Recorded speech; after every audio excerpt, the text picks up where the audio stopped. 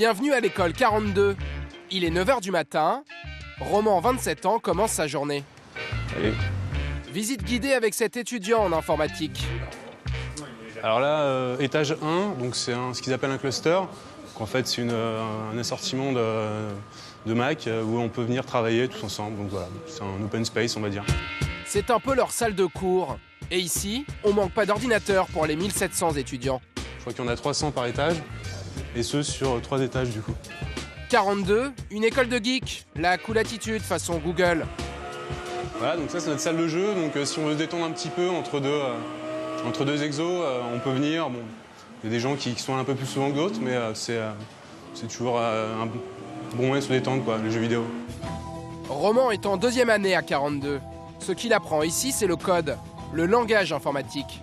Il faut être capable de raisonner comme la machine. C'est à moi de lui écrire d'une façon que elle comprenne ce que je vais lui dire, quoi. C'est plein de petites formes comme ça d'algorithmes en fait qui vont mis bout à bout former un programme en fait. 42, une école atypique lancée en 2013 par Xavier Niel, le patron de Free. Le chiffre 42 en référence à ce livre de science-fiction, le guide du voyageur galactique. L'idée de Niel, créer une école révolutionnaire. Pas de prof, scolarité gratuite et aucun diplôme réclamé pour l'intégrer. Un projet qui tape tout de suite dans l'œil des médias. Xavier Niel fait à l'époque la tournée des télés pour vendre son école. L'idée, c'est de prendre des jeunes qui sont intrinsèquement brillants, qui ont envie de travailler, qui ont envie de réussir, quels que soient les moyens de leurs parents, quel que soit le milieu social dans lequel ils sont, et de les faire monter, de les faire émerger. Le but, former les futurs Bill Gates français. Et à 42, ces jeunes talents commencent par apprendre la débrouille. Roman vient de finir un exercice. Il a fabriqué seul ce jeu vidéo. Mais pour savoir si son travail est bon, c'est Aurélien, un autre élève qui a déjà réussi ce projet qui l'évalue. Tu fais 1-2 si tu veux jouer 1 ou 2 joueurs. Donc tu gagnes de l'expérience, du power en fonction de ton score. Donc, okay. Là, tu as gagné et il te pop. Et il me propose du high score. Donc là, tout est bon. Ça marche. J'ai clairement vu qu'il avait les compétences pour le faire. C'est prouvé. On a parlé de code, ça s'est très bien passé. Je ne l'ai pas senti hésitant ou en mode ah putain, c'était quoi le. Oui, alors j'ai fait ça, je me souviens plus trop comment. Non, vu que c'était vraiment lui qui l'avait fait et qui tenait la barre. Évaluation réussie pour Roman. Il va faire grimper ses statistiques. C'est la notation façon 42. Et ici, les étudiants choisissent eux-mêmes leurs travaux parmi une série d'exercices proposés par l'équipe pédagogique de l'école. On va rentrer dans le bocal. Ici, c'est le cerveau, c'est là que tout se fabrique. Lui, c'est Kwame Yamnian, le directeur de 42. C'est ici qu'il imagine les programmes informatiques qui accompagnent les élèves dans leur parcours.